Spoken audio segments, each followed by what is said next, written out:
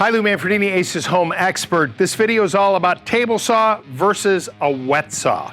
Now, in theory, they're really both table saws, but the idea is that they're both very specific in what they do. Now, a table saw is something that's used for cutting wood. It can be used for cutting composite material like composite decking, and you have the ability with a tool like this to rip material very long. It can be 8 feet long, 10 feet long if you had enough help to be able to allow you to do that. This blade that's on here can be raised and lowered. It can be turned on an angle depending on what you need to cut. And this fence will allow you to cut wide material. You can even remove the fence to be able to do the cutting. A wet saw, again, also a table saw, is really designed for one thing: cutting tile.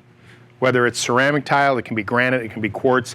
It uses kind of a diamond-studded blade, and it uses water, where a table saw does not, to circulate the water through. So there's really no dust when you're using a wet saw. There's plenty of dust coming out of a table saw like this.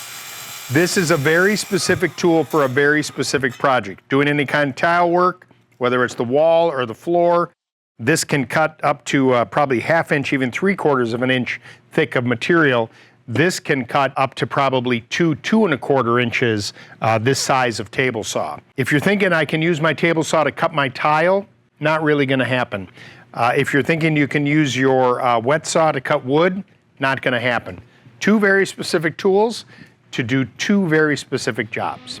Coming up next, wanna learn more about the table saw? That's the next video.